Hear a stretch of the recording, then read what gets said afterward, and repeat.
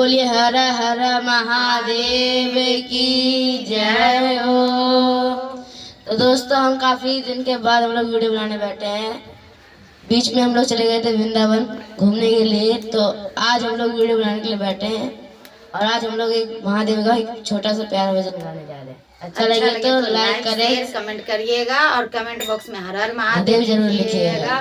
तो प्रेम से बोलिए हर हर महादेव की जय हो।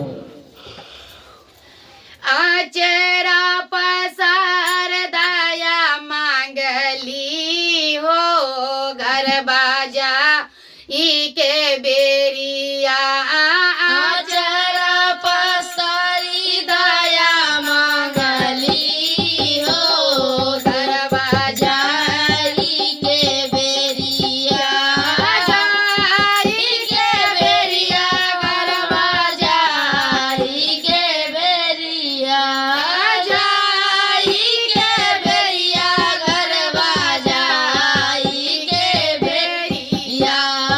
आचरा पसारी दया मांगली हो, घर बाजा ई के बेरिया।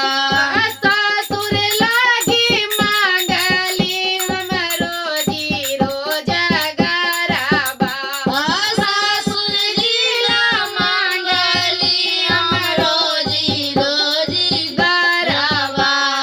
सासु लागी सोला होती गरबा हो, घर बाजा ई के बेरिया।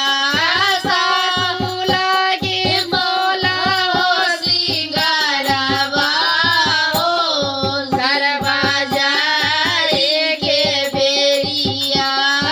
आचरा पसारी दया मांगली हो, घर बाजा ई के बेरिया।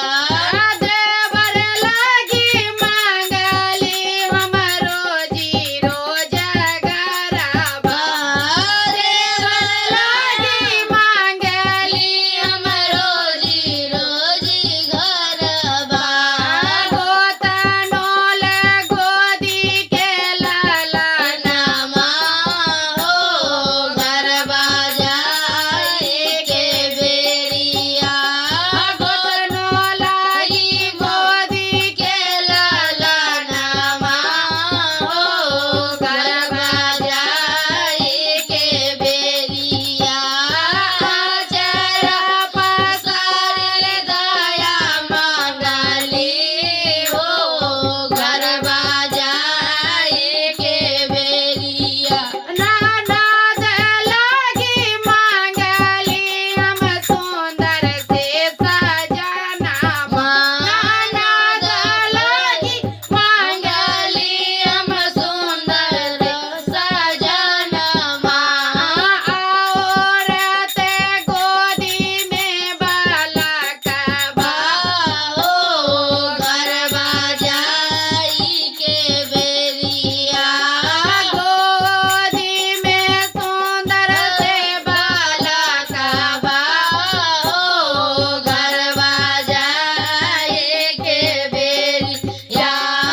आचरा पसारी दया मांगली हो, घर बाजा ई के बेरिया।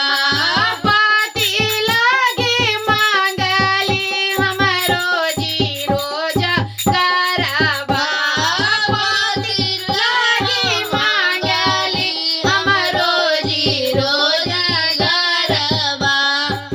अपनाल अमर सोहागबा, हो, घर बाजा ई के बेरिया। अपनाल अमर सोहागबा हो, घर बाजा ई के बेरिया। आचरा पसारी दया मांगली हो, घर बाजा ई के बेरिया। प्रेम से बोलिए हर हर हर महादेव की जय हो। मैया सरस्वती की जय हो।